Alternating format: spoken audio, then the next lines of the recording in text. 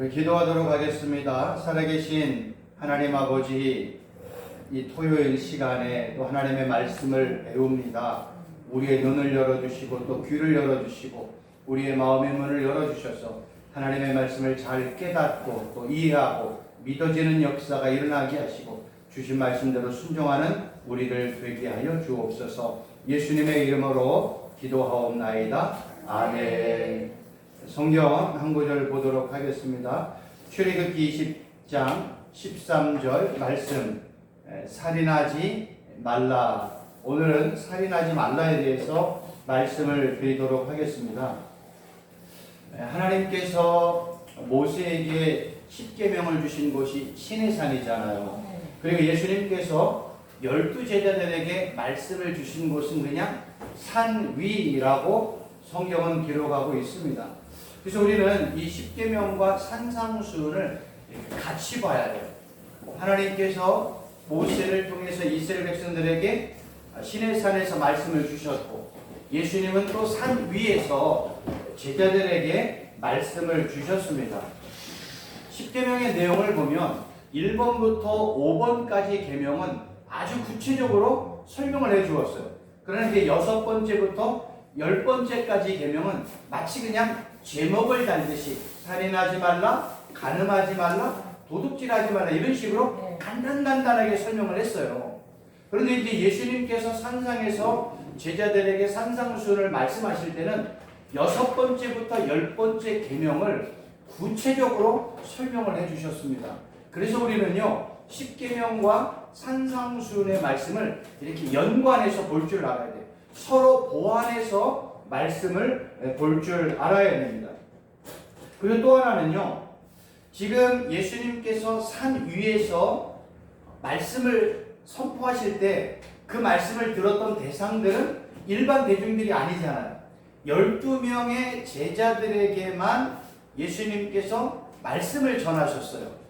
그리고 하나님께서 이 모세를 통해서 십계명을 주신 것도 전 열방에 있는 모든 사람들을 대상으로 말씀을 준 게 아니라 이스라엘 백성들에게 모세를 통해서 하나님의 말씀을 주셨습니다. 결국 십계명이나 산상에서 예수님께서 말씀하신 내용은 이스라엘 백성들, 하나님의 백성들, 또는 예수님의 12제자들, 지금으로 얘기하면 모든 예수님을 믿는 사람들을 대상으로 십계명도 주셨고, 그리고 산상에서 말씀하셨던 마태복음 5장, 6장, 7장의 말씀도 주셨다는 거예요. 이게 핵심이라는 거예요. 조금 더 확대를 해보면 성경 66권은 예수님을 믿지 않는 사람들에게 주신 말씀이 아니에요. 그들이 성경을 읽을 수는 있어요. 그러나 성경은 예수님을 믿는 모든 하나님의 백성들에게 주신 하나님의 말씀이라는 거예요. 왜냐하면 성경의 기록의 저자는 성령 하나님이라고 기록이 되어 있고, 그 성령 하나님께서 말씀을 주셔서 성령의 감동을 받은 제자들이 하나님의 말씀을 받아 성경을 기록했다고 증거하고 있잖아요. 그러니까 결국 성경의 참 저자도 성령 하나님이고, 그거를 기록한 사람들도 성령의 감동을 받은 사람들이 하나님의 말씀을 기록을 했기 때문에 성경책을 읽는 사람도 결국 누구여야 돼요? 성령 하나님으로부터 감동을 받은 사람들이 하나님의 말씀을 읽어야 되는 거예요. 네. 만약에 예수님을 믿지 않는 사람들이 성경을 읽었다고 한번 생각해 보세요. 십계명의 내용을 받았다고 생각하시고 산상에서 말씀하신 예수님의 음성을 들었다고 해보세요. 그들이 그 말씀을 받고 교훈받고 책망받고 의롭게 또 옳게 바르게 이러한 삶을 살 수 있을까요? 의롭게? 절대로 그렇지 않아요. 이유는 딱 하나예요. 그들은 성령 하나님과 아무 관계가 없어요. 그들은 성경과 아무 관계가 없어요. 그러니까 비록 성경을 읽을 수는 있어요. 모든 사람들이 성경을 읽을 수는 있어요. 그래서 성경 읽는 가운데 성령 하나님이 그들을 감동해가지고 그들에게 역사하지는 않아요. 왜요? 그 안에 뭐가 없기 때문에? 성령 하나님이 없잖아요. 아들의 영이 없잖아요. 예수님의 영이 없잖아요. 성령이 없잖아요. 예수님을 믿는 우리들이 성경을 읽으면 성령 하나님이 우리 가운데 말씀을 주시고 우리는 교훈받고 책망받고 바르게 하고 의로 교육하기에 유익하게 우리가 말씀을 받잖아요. 그러나 예수님을 믿지 않는 자들에게는 이 안에 예수의 영이 없어요. 성령이 없어요. 그렇기 때문에 성령 하나님께서 역사할 수 없다는 거예요. 말씀드리고 싶은 것은 십계명을 주신 대상자들은 이스라엘 백성들, 예수님께서 산상에서 말씀을 주셨던 대상자들은 12명의 제자들, 예수님이 십계명이나 마태복음 5장, 6장, 7장 또는 성경 전체를 주신 대상은 예수님을 믿는 모든 성도들이라는 거예요. 그래서 산상에서 말씀하셨던 예수님의 말씀이나 시내산에서 말씀하셨던 하나님의 말씀은 초점이 다 누구에게 있어요? 예수님을 믿는 사람들. 구약적인 배경으로는 이스라엘 백성들, 신약적인 배경으로 얘기하면 예수님의 12제자들. 여기 포커스라는 거예요.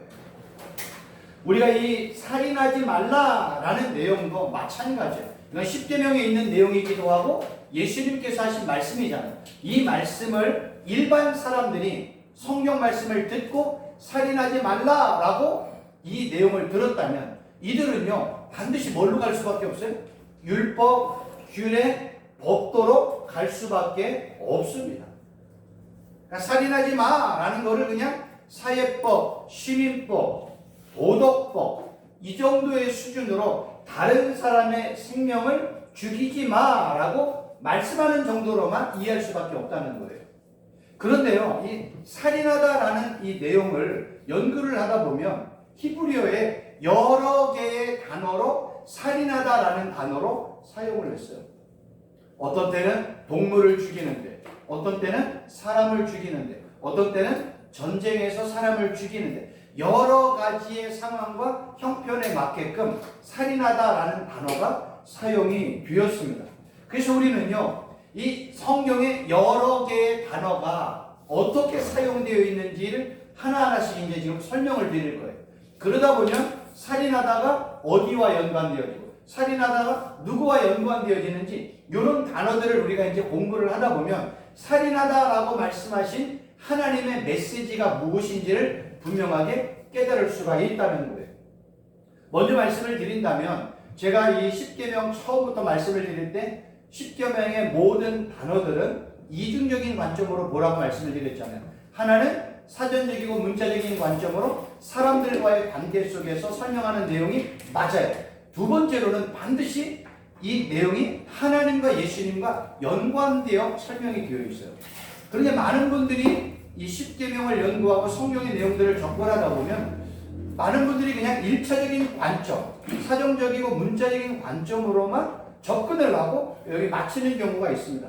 그러나 저는 지난번에도 말씀을 드렸지만 이 십계명이라는 이 책은요 1차적인 관점에 대해서는 별로 내용을 언급하지 않았어요. 언급은 했지만 그냥 서론적으로 간단하게 설명을 드렸어요. 저는 이 십계명을 항상 하나님과 예수님과 연관하여 설명하는데 치중을 했어요. 오늘도 이제 살인하지 말라라는 내용도 사람과의 관점과 두 번째로는 하나님과 예수님과의 관계 속에서 설명을 드리려고 해요. 저는 이 두 번째 관점에 초점을 맞추어서 설명을 드리려고 합니다. 중요한 이제 그 성경 구절을 보면 우리가 지금 출애굽기를 공부하고 있잖아요. 13절의 내용을 보면 살인하다라는 단어가 있는데요. 이 라치아라는 단어를 쓰는데 이 단어는 살인하다, 죽이다, 학살하다, 살해하다, 산산조각으로 부수다라는 뜻이에요. 근데 이 히브리어 문법이요 능동 미완료예요. 능동이라는 거는 내가 하는 거잖아. 미완료라는 거는 지속적인 거잖아요. 이런 의미가 하나 있고요. 이제 라츠하라는 단어가 있고요. 두 번째로는 민수기 31장 19절의 내용을 보면 누구든지 살인자나 죽임을 당한 자의 사체를 만진 자에서 요 살인자라는 단어는요 할랄이라는 다른 단어를 또 쓰고 있어요. 이 할랄이라는 단어는요 전쟁 중에 다른 사람을 죽이는 사람을 그러니까 할랄이라는 단어로 사용을 하고 있고요. 또 이제 죽임을 당한이라는 요 다 죽다, 죽이다, 살인하다 그런 뜻이잖아요. 이 죽임을 당한이라는 단어는 하라크라는 다른 단어를 또 사용하고 있다는 거예요. 이 단어는요 분사 능동이에요. 그러니까 지속적으로 누군가를 죽이고 살해하고 있다는 거예요.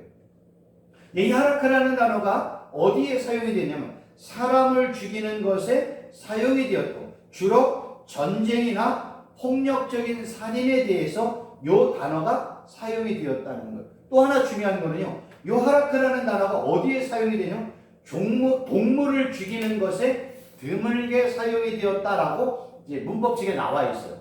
그러니까 사람을 죽이고 폭력으로 사람을 죽이는데 하라크라는 단어가 많이 쓰였는데 동물을 죽이는 것에는 드물게 사용이 되어졌다라고 설명을 하고 있습니다. 또 하나 이제 보면 왜 제가 지금 이제 아까 말씀을 드렸더니 라치아라는 단어와 그 다음에 할랄과 하라크라는 단어를 설명을 드리냐면 이런 단어를 하나하나 추적을 하면서 이 단어가 사용됐던 성경 구절을 이렇게 전부 다 추적해서 연구를 하고 집약하고 정리를 하면 하나님께서 살인하지 마라는 의미가 뭔지를 알 수 있기 때문에 그러는 거예요.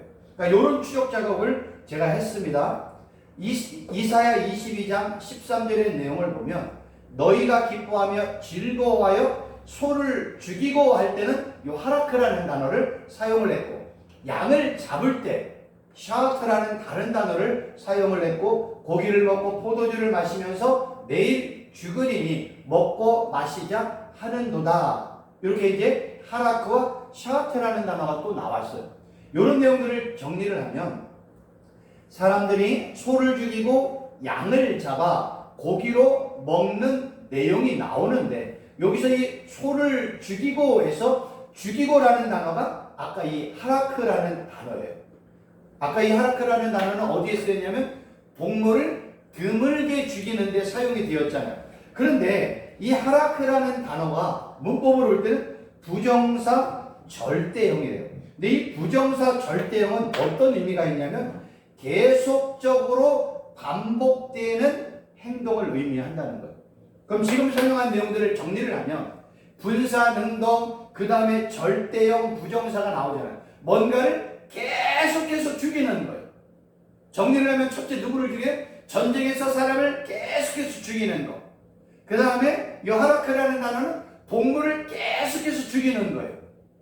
지금 내용들을 정리했더니 딱 두 가지로 정리가 됐어요. 하나는 사람을 죽이는 데 사용이 되었고 또 하나는 동물을 계속해서 반복해서 죽이는 것에 이 단어가 사용이 되었다는 것입니다. 만약에 이 살인하지 마라는 단어를 그냥 단순히 사람들과 연관해서 해석을 하게 되면 성경의 다른 부분에 문제가 생겨요.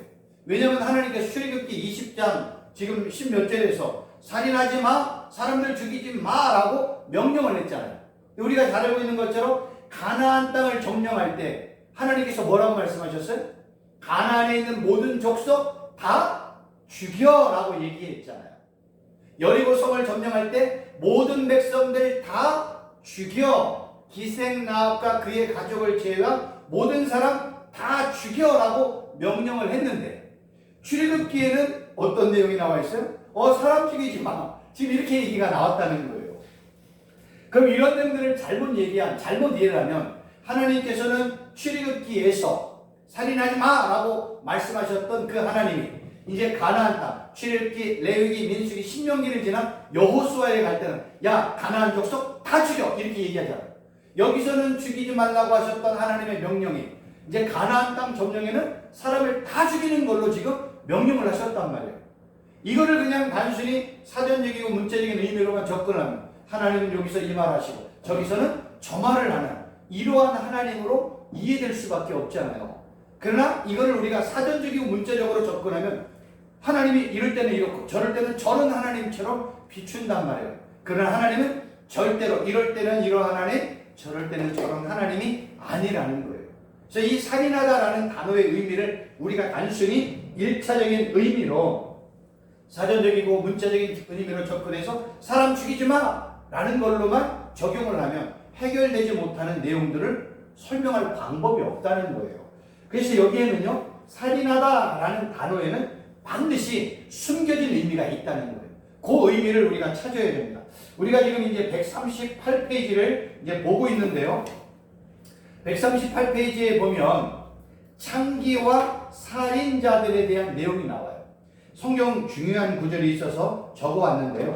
신실하던 성읍이 어찌하여 창기가 되었는고 정의가 거기에 충만하였고 공의가 그 가운데 거하였더니 이제는 살인자들 뿐이로다. 지금 이제 하나님께서 이사야 선지자를 통해서 말씀한 게 뭐냐, 어떻게 예루살렘에 창기와 살인자들로 가득 차 있느냐 이렇게 얘기하는 거예요.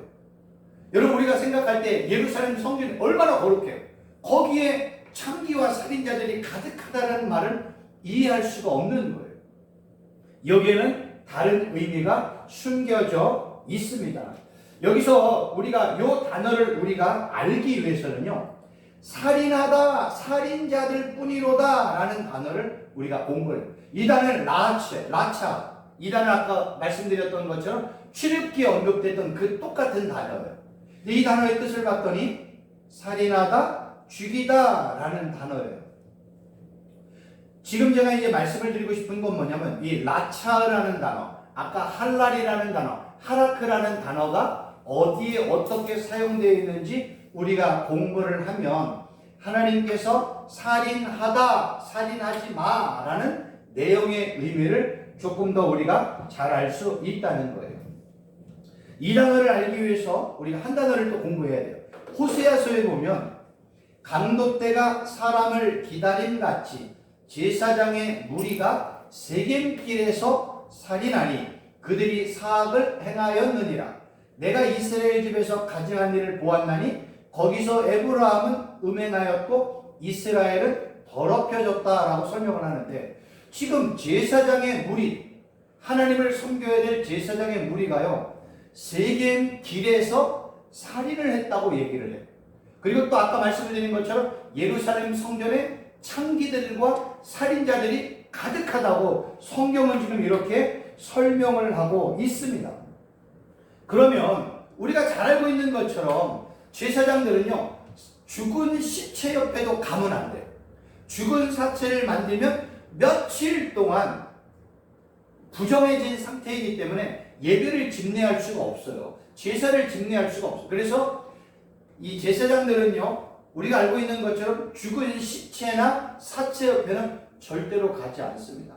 우리 선한 사마리아의 비유 중에 제사장과 레위인들이 왜 피해갔냐면, 내가 그 사람을 도와야 되잖아요. 돕는 순간에 나는 부정해졌기 때문에 나는 사람들이 기다리고 있는 제사나 예배를 집례할 수가 없는 거예요. 그래서 한 사람을 도와서 부정해지기보다는 그 한 사람을 내버려 두고 나를 기다리고 있는 수십 명, 수백 명의 사람들을 대상으로 예배드리는 것이 제사장 입장에서는 더 좋았다고 생각하기 때문에 피해간 거라고요.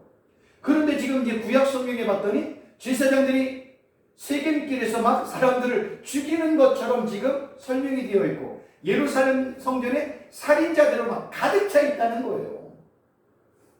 그럼 이것이 무슨 뜻인가를 한번 우리가 살펴볼 필요가 있다는 거예요. 당시에 세겜이라는 동네가 아주 중요했습니다. 왜 굳이 제사장의 무리가 세겜길에서 살인을 해요? 여리고도 있고 헤브론도 있고 뭐 여러 지역이 있는데 왜 굳이 세겜길에서 살인을 하냐 이거예요. 다른 동네도 많이 있는데 왜 살인을 하는데 왜 맨날 이 경기도에서만 해요? 전국 어디에서도 다 할 수 있는 것처럼. 그런데 이상하게 제사장 무리들은 세겜길에서 살인했다라고 설명을 하는 거예요. 그럼 세겜에 무슨 의미가 있는지 설명을 드리도록 하겠습니다. 이 세겜이라는 단어의 의미를 보려면요, 이 세겜이라는 단어는요, 이게 제가 지도를 하나 찾아왔는데 아마 있나 모르겠습니다.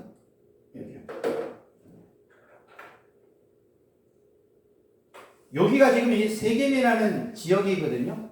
이 세겜이라는 지역은 어떤 지역이냐면 이 에발산과 그리심산의 중간 지점이에요. 그러니까 에발산, 그리심산 중간에 있는 곳이 세겜인데, 이 세겜이라는 지역이요, 당시 가나안에 있는 이 이방인들, 가나안 족속들이 생각할 때 이 세겜은요, 세겜 상수리 나무 아래라고 얘기할 때 세겜 지역 안에는 정말로 중요한 나무 한 그루가 나무가 있었대요. 아주 울창한 나무인데 그들이 생각할 때 세겜에 있는 상수리 나무는요 계시의 나무다라고 생각을 했어요. 신으로부터 음성을 듣는 장소가 세겜에 있는 상수리 나무 아래였어요. 그러니까 이방인들, 가나안 사람들이 하나님의 신탁, 자기들이 믿는 신으로부터 뭔가 음성을 들으려면 어디로 와야 돼요? 세겜으로 왔어요. 그리고 세겜에 있는 상수리 나무 아래에서 자기가 믿고 섬겼던 그 신으로부터 음성을 들었던 장소가 세겜이었고 상수리 나무 아래였습니다. 그래서 이 가나안 사람들은요, 이 상수리 나무를 예언자의 나무라고 설명을 했어요. 근데 이 유대인에 속해 있는 이 유대인 제사장들이 세겜에서 살인을 했다는 것은 지나가는 사람의 돈이나 이 물건을 갈취해서 그들을 죽였다는 게 아니라 거룩한 계시의 나무, 예언자의 나무가 있었던 그 장소에서 뭔가를 죽였다는 거예요. 뭘 죽였겠어요? 동물을 죽였겠죠. 그리고 어린 자녀들을 죽였겠죠. 왜요? 자기들이 믿는 신으로부터 음성을 듣고 자기들이 믿는 신으로부터 이 땅의 기복을 얻기 위해서 상수리 나무 그 근처에서 많은 살인들을 했던 거예요. 누구를 살인했냐면 첫째는 어린 자녀들을 죽이는 일들을 했어요. 그래서 우리가 성경에 보면 이 자녀들을 불로 지나가게 했다는 얘기는 그 자녀들을 불로 태워서 죽였다는 의미고, 또 하나는요, 자녀만 죽인 게 아니라 양이나 소나 이 동물들을 세겜 상수리 나무 아래에서 죽였다는 겁니다. 이 고대 시대에 페니키아나 카르타고라는 지역에요, 아주 가증스러웠던 제사가 바로 뭐냐면 인신제사였대요.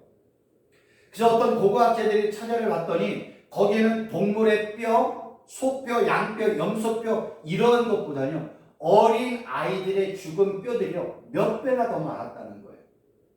그러니까 고대 시대에는 이러한 인신제사를 통해서 자기들이 믿고 있는 신으로부터 이 땅에 기복을 얻기 위해서, 그리고 또 하나는 자기들이 믿는 신으로부터 뭔가의 어떤 신적인 계시를 받기 위해서 동물들도 죽였지만 수많은 어린 아이들을 그냥 희생양으로 제사의 제물로 바쳤다는 거예요. 문제는 그거를 가나안에 살고 있는 유대인들, 하나님의 백성들이 가나안 족속들, 이방 족속들이 섬기고 있는 그런 우상 숭배의 모습을 봤잖아요. 그게 이제 영향을 받기 시작해가지고 이 북이스라엘 시대 아방이나 남유다의 아하스 왕이나 므낫세 왕 시대에는요 공공연하게 어린아이들을 죽이는 제사 방법이 국가의 하나의 종교 행사로 이렇게 자리를 잡았던 시대라는 겁니다. 그래서 이 하나님께서 살인하지 마라는 의미 안에는요 몇 가지 의미가 이렇게 포함이 되어 있는 거예요. 진짜 사람을 죽이지 마라는 의미도 있지만, 또 하나는요, 야, 그 많은 양들, 그 많은 동물들 무의미하게 죽이지 마라는 의미가 또 하나 들어있고, 세 번째로는요, 너희들의 그 귀한 어린 자녀들 죽이지 마, 그들을 인신제사로 죽이지 마라는 의미가 요 안에 깔려 있는 거예요. 그러니까 단순하게 출애굽기 20장에 언급되었던 살인하지 마라는 거는 그냥 지나가는 사람을 해코지해서 죽이거나 그들을 살해한 그런 의미도 있지만, 이게 다 뭐와 연관이 되어지는? 우상숭배와 연관이 되어지는 거예요. 그래서 살인하다, 간음하다, 이게 다 우상숭배와 연관이 있는 내용이라는 거예요. 그래서 이 살인이라는 단어를 이렇게 사용이 되었고, 제가 이제 찾아봤더니 이 상수리 나무가 이런 식으로 지금도 이랬는지는 모르겠어요. 얼마나 이렇게 보기에도 신비스러워요. 근데 당시에는 이러한 울창한 나무 안에서 음행도 이루어지고 제사도 이루어지고 신탁으로부터 말씀도 듣고 어린아이들도 죽이는 일들이 비일비재하게 일어났던 거예요. 그러니까 많은 사람들이 자기가 먹고 있는 신으로부터 신탁을 듣고 기복을 얻어요. 어디로 가야 돼요? 헤브론으로 가야 돼요? 아니면 여리고로 가야 돼요? 다 세겜으로 왔던 거예요. 왜요? 거기는 특별한 장소거든요. 특별한 은혜가 있고 특별한 역사가 있고, 우리가 어디 뭐 산에 가도 어디 뭐 삼각산에는 무슨 특별한 은혜가 있는 데를 막 가잖아, 옛날에는요. 저도 옛날에 이제 청계산에서 한 몇 년 이렇게 저녁에 기도를 했거든요. 그래서 청계산에만 가면 기도가 잘 됐던 때가 있어요. 그래서 특별하게 뭐가 임하는 어떤 기도에 쳐서, 예배에 쳐서, 영적인 장소가 지금도 이렇게 이제 있듯이 사람들이 인식하듯이 이 구약 시대는 얼마나 더 있겠습니까? 그래서 이 땅에 기복을 얻고 자기가 믿는 신으로부터 메시지를 얻기 위해서는 반드시 세겜 상수리 나무 아래에 와서 제사를 드리고 많은 동물들을 드리고 심지어는 어린 자녀들까지 죽이는 일들이 비일비재하게 일어났던 거예요. 그러니까 하나님께서 가나안 땅에 들어가기 전에 출애굽기 10계명을 통해서 말씀하신 내용 중에 너 살인하지 마. 단순히 그때는 그런 의미로 들었는데 이 구약에 있는 이제 역사서나 그 다음에 이제 예언서의 내용들을 쭉 훑어보면 그 안에 하나님께서 많은 내용들을 담아서 그 이후에 설명하고 있다는 것을 발견할 수가 있습니다. 또 하나 이제 중요한 거는요. 아까 살인자들 뿐이로다 할 때 그 단어를 공부했지만 이제 무리, 이게 제사장들의 무리할 때 그 무리라는 의미는 뭐냐면 동무, 연합, 제유라는 의미도 있고요. 마법, 주문이라는 의미가 이 헤베르라는 단어 속에 포함되어 있습니다. 그래서 이 호세아 선지자가 이 많은 제사장들이 세겜 땅에 가서 제사장의 무리들이 세겜 땅에 가서 이방 신상을 숭배한 그러한 사건을 지금 호세아 선지자 하나님의 말씀을 듣고 막 책망을 하는 상황이잖아요. 왜 그러냐면 당시에 이방인들이요 무리를 지어가지고 미래의 일을 알고 자기가 믿는 신으로부터의 메시지를 받기 위해 어떤 때는요 주문을 외우기도 하고 마법을 행하기도 했다는 거예요. 그런데 제사장의 무리들이 하나님을 섬겨야 될 제사장의 무리들이 이방인들이 했던 그러한 모습과 동일하게 그들이 하는 모습을 따라 주문도 외우고 마법도 하면서 동물들을 죽이고 하나님으로부터 메시지를 받으려고 하는 그러한 일들이 지금 세겜 땅에서 이루어지고 있다는 거예요. 그러니까 하나님이 볼 때 그러한 모습이 어때요? 가증스럽겠죠. 하나님은 그러라고 제사 방법을 알려준 게 아닌데 이 이스라엘 백성들이 자기와 함께 이렇게 살고 있는 가나안 족속들의 그런 문화, 관습, 우상 숭배 모습을 옆에서 가까이 보다 보니까 그런 것들을 나도 모르는 사이 하나하나씩 받아들이기 시작하는 거예요. 근데 뭐까지 받아들이냐? 제사하는 방법까지 받아들이는 거예요. 그래서 이방인들이 하는 그 모습 그대로 유대인들이 하나님 앞에 하는 거예요. 마법도 외우고 주문도 하고 이방 신사하게 하듯이 그렇게 하나님 앞에 제사하고 동물도 죽이고 그리고 어린 아이들도 죽이고 하나님 앞에 제물로 바치는 거예요. 그런 제물을 받고 그런 모습을 보는 하나님이 이스라엘 백성들을 축복하시겠어요?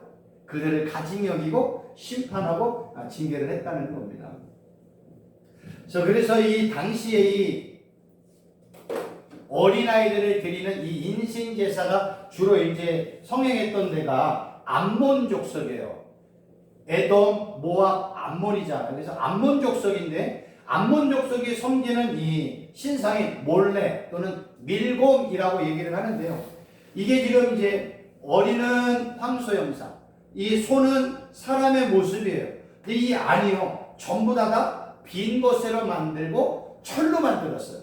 그리고 지금 여기에 지금 막 뜨거운 나무를 막 이 안에 집어넣고 열을 가하면 철로 된 이 신상의 모습이 나중에 어떻게 바뀌겠어요? 빨갛게 달아오르겠죠. 그러면 기복을 원하고 하나님의 신탁을 원했던 어떤 부모가 자기의 귀중한 그 어린 아이들을 지금 데리고 와서 제사장에게 주면 이 제사장이 이 어린 아이를 빨갛게 철로 달아왔던 이 신상의 이 손 위에 어린아이를 올려놓는 거예요. 그 어린아이 어떻게 되겠어요? 올라가자마자 기겁을 하고 비명을 지르겠죠. 그러면 이 어린아이가 타서 죽는 이 모습을 부모가 보면 너무 가슴이 아프니까 주위에 있는 다른 제사장들이 북을 치고 괭가리를 치면서 이 어린아이의 울음소리를 이렇게 사라지게 만드는 거예요. 이런 식으로 이방인들이 자기들이 믿는 우상 앞에 밀곰이나 다곤이나 그무스나 이런 바알이나 아셀 앞에 이런 제사를 드렸던 거예요. 근데 이런 걸 보니까 유대인들이 볼 때 뭐예요?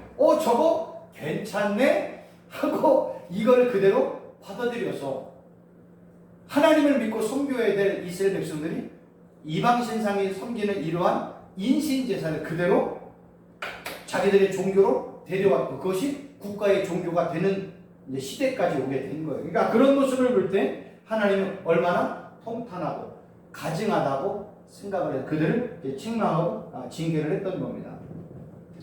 아까 이제 제사장의 무리가 이제 살인을 했다고 얘기했고 그걸 하나님이 보실 때 사악하다라고 얘기했잖아요.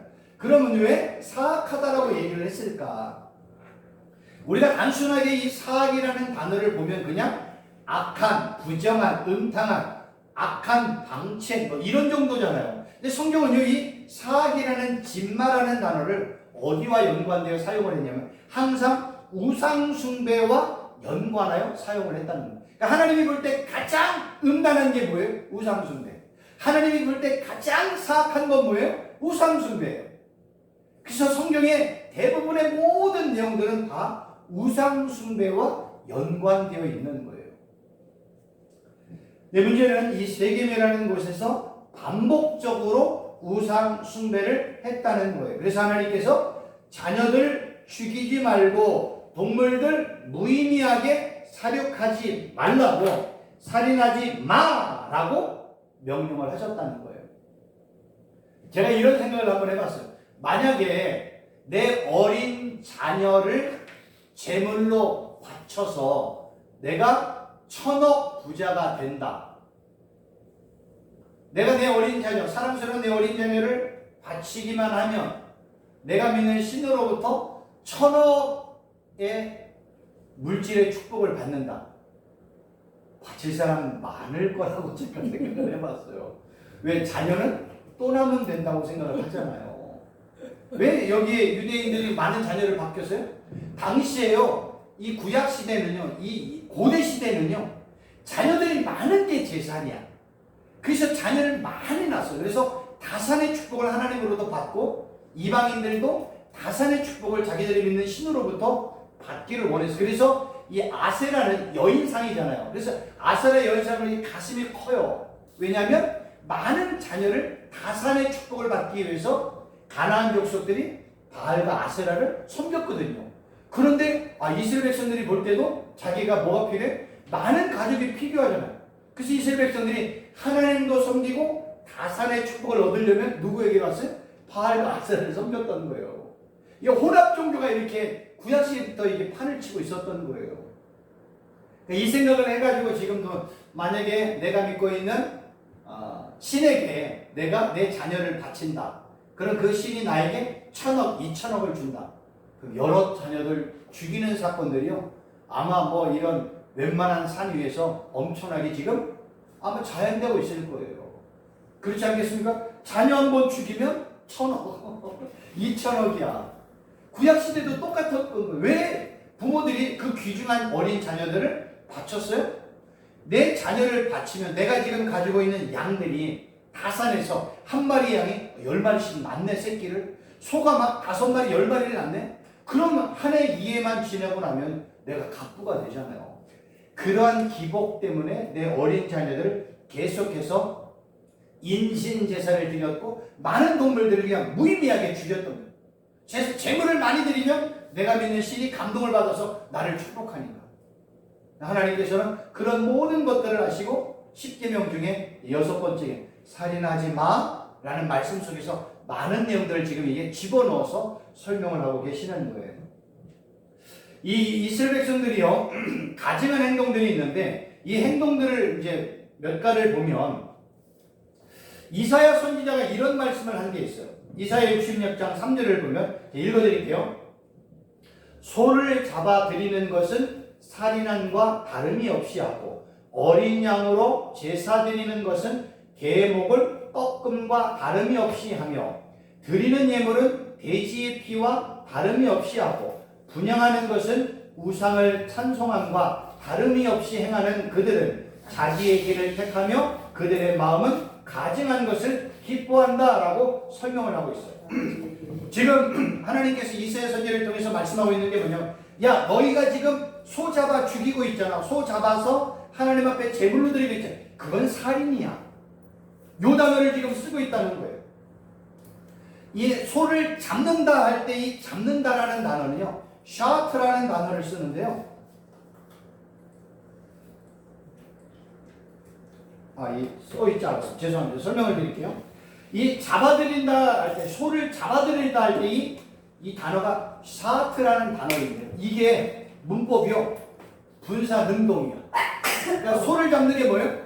적극적으로 잡는 거야. 그리고 한두 번 하는 게 끝나는 게 아니라 지속적으로 소를 잡아들이는 행위를 하고 있다는 거예요.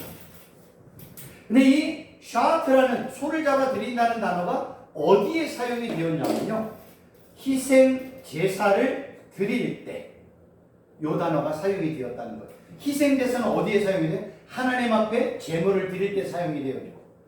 이방 신상을 섬길 때 희생 제사를 드리잖아요. 그러니까 이 단어가 두 군데 같이 사용하는 거예요.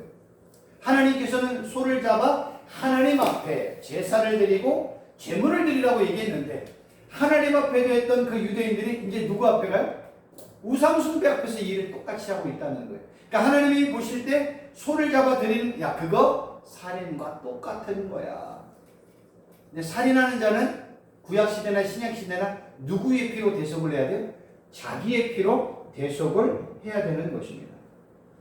그래서 하나님께서는 이런 그 소를 잡아 드리는 이러한 모습을 하나님이 볼 때는요, 헛되다라고 말씀을 하셨어요.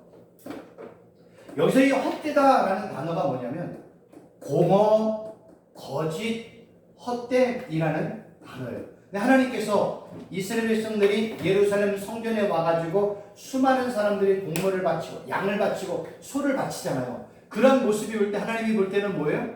그거는 헛된 제물이야.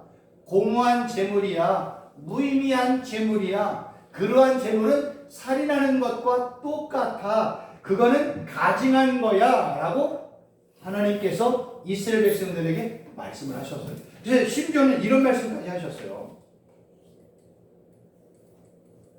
여기요. 이사야 1장 11절 여호와께서 말씀하시되 너희 무수한 제물이 내게 무엇이 유익하냐? 나는 순양의 번제와 살진 짐승의 기름에 배불렀고 나는 수송아지나 어린 양이나 순염새 피를 기뻐하지 아니하노라. 너희가 내 앞에 보이러 오니 이것은 누가 너희에게 요구하였느냐? 내 마당만 밟을 뿐이니라. 헛된 제물을 다시 가져오지 말라. 분양은 내가 가증히 여기는 바요. 월삭과 안식일과 대회로 모이는 것도 그러하니 성회와 아울러 악을 행하는 것을 내가 견디지 못해. 이 얘기는 바로 뭐냐면, 하나님이 보실 때 이 유대인들이 많은 동물들을 무의미하게 잡았잖아요. 야, 그거 나 원치 않아. 그건 헛된 제물이야. 가증한 제물이야. 하나님이, 야, 그런 제물 더 이상 바치지 마. 그런 제물 바치려고 더 이상 소들, 양들, 염소들 더 이상 죽이지 마. 더 이상 도륙하지 마. 더 이상 살인하지 마. 더 이상 그 양들 죽이지 마. 지금 요 말씀을 하고 계시는 거예요. 근데 이스라엘 백성들은 하나님의 마음을 잘 못 깨달아서 동물만 계속해서 잡아 죽이면, 도륙하면 기복이 나에게 오고 동물에게 내 죄를 전가해서 내 죄가 용서받는다고 생각을 했잖아요. 하나님이 그 모든 것들을 다 헛되다, 가증하다라고 말씀하시고 이스라엘 백성들은 그냥 징계하고 심판했던 거예요. 여기서 이제 중요한 거는 바로 뭐냐면, 이렇게 하나님께서 처음에 제사 제물을, 이렇게 제물을 가지고 이제 많은 동물들을 죽였고 심지어는 기복 때문에 어린 자녀들을 이렇게 죽였잖아요. 근데 요 내용과 연관해서 이사야 선지자는요, 요 내용을 예수 그리스도 이렇게 연관하여 설명을 하고 있어요. 하나님께서 야, 더 이상 살인하지 마 이렇게 말씀을 하셨잖아요. 그 얘기를 지금 이사야 선지자는 이사야 53장 7절에서 이렇게 말씀을 하고 있습니다. 그가 곤욕을 당하여 괴로울 때에도 그의 입을 열지 아니하였으므로 마치 도수장으로 끌려가는 어린 양과 털 깎는 자 앞에서 잠잠한 양같이 그의 입을 열지 아니하였다. 정리를 하면, 지금 구약 시대에는 동물들을 이렇게 많이 사육을 하잖아요. 근데 예수님께서는 이 제사 제물을 통해서 무엇까지 말씀하셨냐면 예수 그리스도의 십자가 사건까지 얘기하고 있는 거예요. 처음에 하나님께서 제물을 바치라고 한 거는 피를 바치라고 하는 것은 이 동물의 피와 제물을 통해서 예수님의 십자가의 피 흘림 사건을 지금 예표하여 설명을 하고 있는데, 구약시대에 웬만한 모든 사람들이 이걸 다 깨닫지 못했어요. 그러니까 이사야, 예수님의 종들, 선지자들만 이 일을 깨닫고 요 내용을 이제 말씀을 받아서 이게 증거를 했잖아요. 근데 유대인들 대부분은요, 예수님의 십자가 사건을 지금 매일 드리는 제사나 동물이나 피를 통해서 바라봐야 되는데 그러지 못했다는 거예요. 예수님이 십자가 사건을 통해서 말씀하신 그 사건을 깨닫지 못했던 거예요. 그래서 하나님은 야, 더 이상 죽이지 마, 더 이상 도륙하지 마, 더 이상 양들 죽이지 마, 더 이상 어린 자녀들 그 제물로 드리지 마 라는 건 뭐냐면, 그 모든 제물을 누가 완성했어요? 예수님이 완성했잖아요. 그러니까 성경은요, 이런 재미있는 얘기가 있어요. 현상 속에서 일어나는 사건들을 통해서 항상 성경은요, 예수 그리스도의 십자가 사건, 예수님을 모용하는 내용들이 많이 기록되어 있다는 거예요. 왜냐하면 지금 이 유대인들은 동물과 피를 바치면서 하나님 앞에 헛된 예물 드렸고 가증한 예물을 드렸잖아요. 하나님, 야, 그거 하지 마, 동물 도륙하지 마, 사륙하지 마. 나는 그걸 통해서 십자가 사건을 설명하는 거야.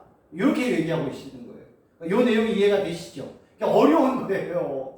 그러니까 살인하지 말라는 내용 속에는 예수님의 십자가 사건까지 포함이 되어 있는 거예요. 야, 이제 더 이상 무의미한 재물, 헛된 재물 가져오지 마. 왜? 예수 그리스도가 십자가에서 완성했잖아. 진짜 어린 양이신 예수님이 십자가에서 완성했잖아. 그러니까 더 이상 살인하지 마, 도륙하지 마 라는 내용으로 설명을 하고 있다는 거예요.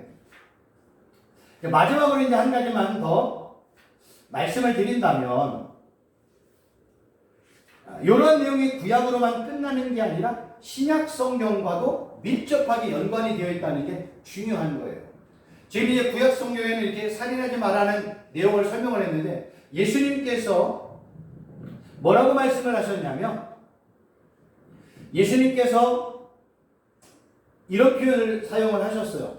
그 형제에게 노하는 자마다 심판을 받게 되고, 형제에게 대하여 나가, 멍텅구리, 바보, 머저리라고 하는 놈은 공에 잡혀가고, 미련한 놈, 어리석은 놈, 쓸데없는 놈이라고 말하는 자는 지옥불에 들어가게 될 것이라고 설명을 했어요. 그리고 요한 사도는요, 형제를 미워하는 자마다 살인하는 자라고 설명을 했다는 거예요. 지금 여기서 형제를 미워해. 그리고 형제, 이 바보 같은 놈, 어리석은 놈, 미련한 놈, 이렇게 이야기하는 그 말 한마디가 나를 지옥불에 들어가게 하고 하나님의 심판을 받게 하고, 내가 형제를 미워하는 순간에 나는 살인자가 된다고 지금 신약 성경이 설명을 하고 있습니다. 그리고 요한계시록 21장 8절과 22장 15절의 내용을 보면, 살인자들은 불과 유황으로 타는 못에, 이 둘째 불못에 들어간다고 또 증거를 하고 있어요. 그럼 이러한 내용들을 우리가 보면, 지금 이제 156페이지를 보고 있거든요.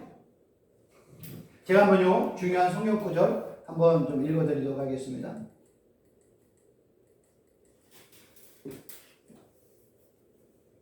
예수님께서 이 산상수훈에서 마태복음 5장을 보니까 옛사람에게 말한 바 살인하지 말라, 누구든지 살인하면 심판을 받게 되리라 하였도다. 그것을 너희가 들었어. 나는 너희에게 이르노니 형제에게 노하는 자마다 심판을 받고, 형제에 대하여 나가라 하는 자는 공에 잡혀가게 되고, 미련한 놈이라고 하는 자는 지옥불에 들어간다라고 얘기해요.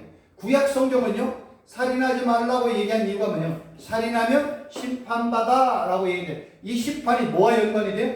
형제에게 노하고, 형제에게 바보, 멍텅구리, 쪼다라고 말하고, 형제에게 미련한 놈이라고 말하면 심판받고 지옥불에 들어가는 것과 똑같다고 설명을 했어요. 그러니까 구약 성경이 살인이라는 단어를 예수님이 조금 더 설명을 해서 형제와 연관하여 요 단어를 지금 설명하고 있다는 거예요. 구약 시대는 살인하면 심판받아요. 신약 시대는 예수님이 야, 너 형제에게 대하여 잘해. 잘못하면 너 그거 바보, 멍청구리, 쪼다, 뭐 미련한 놈, 어리석은 놈, 이런 식으로 노하고 화를 내면 그게 살인하는 것과 똑같아서 지옥불에 들어가, 이 설명을 하는 거예요. 그러면 내가 말 한마디 잘못한 것 때문에 심판받고 지옥불에 들어가는 게 성경의 절대적인 기준은 아니잖아요. 우리가 천국 가고 지옥 가는 절대적인 기준은 내가 예수님을 나의 구주로 영접했느냐 영접하지 않았느냐에 따라서 천국과 지옥으로 갈라지는 것이지, 내 행위가 형제에게 올바로 향하면 천국, 내 형제에게 내가 잘못하고 미워하고 싫어하고 저주하고 그 다음에 미워하면 나는 지옥, 그러면 천국과 지옥의 갈림길이 뭘가 되면 율법과 계명이 되면 안 되잖아요.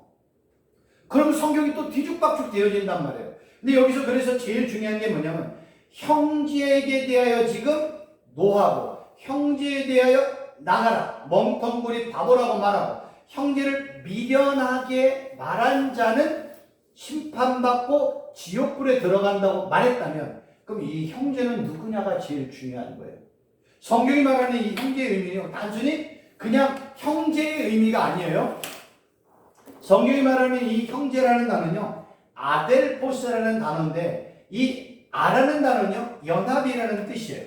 그 다음에 이 델피스라는 단어는 자궁이라는 뜻이에요. 그래서 형제는요, 같은 어머니의 태에서 태어난 사람, 한 피를 가진 육체적인 형제와 자매를 그냥 형제라고 이야기를 해요.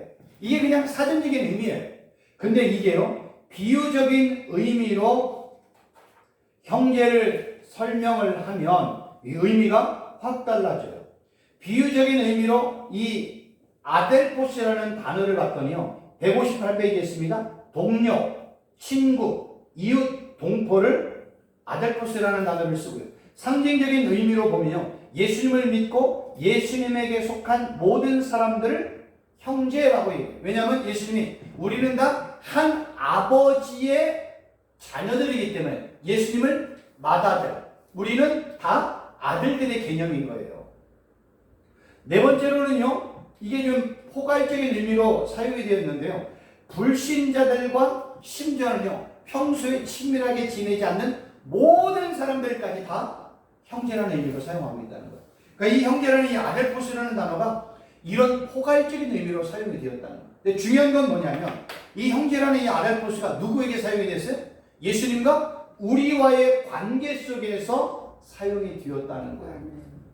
그래서 아까 설명을 드렸던 단순히 형제에게, 내 이웃, 내 동포, 내 주위에 있는 친척, 친인척, 내 혈육에게 이 바보 같은 놈, 멍충이 이렇게 해서 말했기 때문에 지옥에 들어가고 심판받는 게 아니라 누구에게 얘기하는 거예요? 내 형제인 누구에게? 예수님에게 내가 노하고 예수님에 대해서 내가 미련하고 어리석고 부인하고 예수님을 믿지 않고 그 다음에 예수님에 대해서 이렇게 저주하고 부정하는 그들이 마지막에 어떻게 된다는 거예요? 심판받고 지옥불에 들어간다는 얘기예요.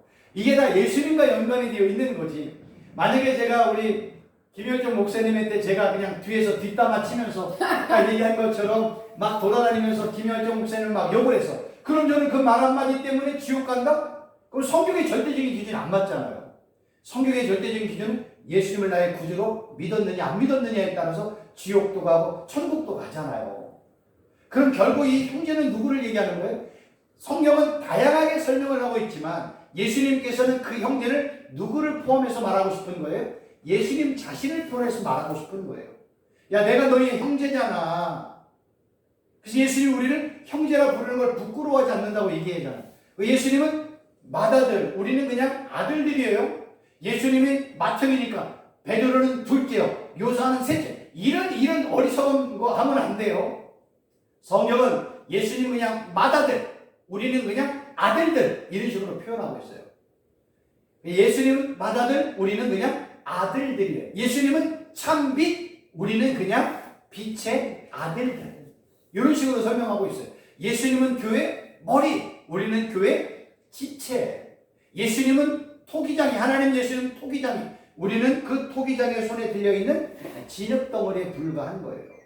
예수님은 성전, 우리는 성전 기둥에 연합된 기둥들. 성경은 이런 식으로 예수님과 하나님과 우리의 관계를 설명하고 있는 거예요. 마찬가지로 형제에게 나가라, 노하고 미련하고 바보롭고 형제를 미워한다는 것은 그냥 내 형제 내가 미워서 때려서 때리는 순간, 미워하는 순간 내가 지옥에 가는 게 아니라 내가 예수님을 미워하고 예수님을 부정하고 부인하고 예수님을 내가 노하고 예수님에 대해서 미련하다, 어리석다, 멍텅구리다 라고 내가 예수님을 정죄하고 부인하니까 내가 하나님으로부터 심판받고 지옥불에 던져진다는 거예요. 그러니까 지금 이 살인이라는 단어를 통해서 결국은 사람을 죽이는 것만 생각을 했더니 이게 누구와 연관이 되어 있어요? 동물과도 연관이 되어 있네. 어린 자녀들을 죽이는 것과 우상숭배에 연관이 되어 있네. 그리고 이런 내용들이 신약 성경으로 넘어가니까 누구와 또 연관이 되어 있어요? 예수님과 연관이 되어 있네. 예수님 그러잖아요. 야, 너희들 구약시대에 살인하는 자는 심판받는다고 했지. 나는 그 살인에 대해 조금 더 추가적으로 설명할 거야. 그 내용이 먼저 형제에게 대하여 노하고 형제의 바보 멍청이라고 얘기하는 사람 심판받고 미워하는 자, 저주하는 자 다 지옥불에 들어갈 거야. 누구와 연관해 설명하고 있어요? 예수님과 연관하고 설명하고 있다는 거예요. 그래서 우리가 성경을 읽을 때 제일 중요한 건 바로 뭐냐면 성경을 그냥 단순히 사전적이고 문자적인 접근으로만 하면 해결되지 못하는 내용들이 너무나 많이 있다는 거예요. 그러니까 성경은 일차적으로 반드시 다른 사람들과의 관계 속에서 설명하는 게 맞아요. 그러니까 여기에 끝나지 않아요. 성경은 이 내용이 한 10% 20%라면 80% 90%는 다 누구와 설명하고 있어요? 하나님과 예수님과 설명하고 있다는 거예요. 그래서 우리가 단순히 형제라는 것도 피를 나는 형제, 한 어머니의 태중에서 태어난 형제를 말하는 게 아니라 진짜 형제는 누구를 말하고 싶은 거예요? 예수 그리스도를 얘기하고 싶은 거예요.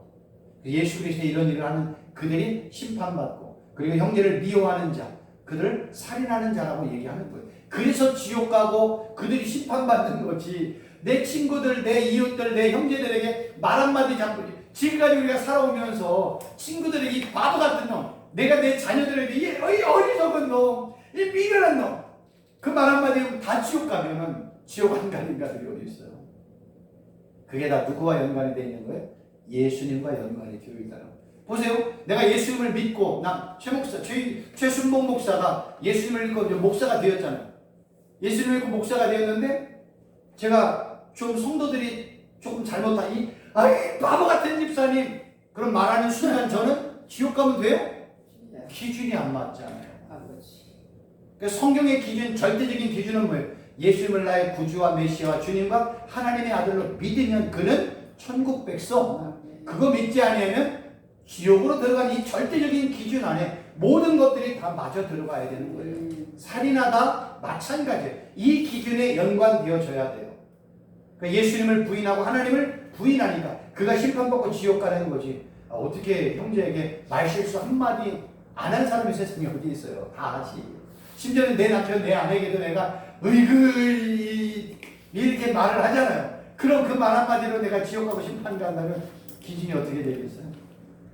그 시간에 말씀을 드리고 싶은 거는 다른 게 아닙니다. 성경의 중요한 단어들은 다 이중적인 관점으로 볼 줄 알아야 되고 성경은요 항상 하나님과 예수님의 초점이에요. 포커스는 거기에 있어요. 인간에 대한 관심이요 100% 중에 제가 볼 때는 10% 미만이에요. 성경의 진짜 핵심은 하나님과 예수님이에요. 이 하나님과 예수님에 대한 내용을 우리가 접근하지 못하면 우리는 이 사람 관계에 90% 100%를 집중하게 되는 게 잘못된 거죠. 그러니까 이런 내용들을 통해서 그렇게 성경 10계명을 좀 알아가시면 성경 10계명뿐만 아니라 다른 모든 성경 내용 다 같은 내용이구나, 다 하나님 얘기구나, 다 예수님 얘기하고 있구나 이렇게 깨달을 수가 있습니다. 어려운 시간 자 이해가 되셨으면 좋겠습니다. 질문 없으리라 믿고 기도하겠습니다. 하나님 아버지 감사합니다.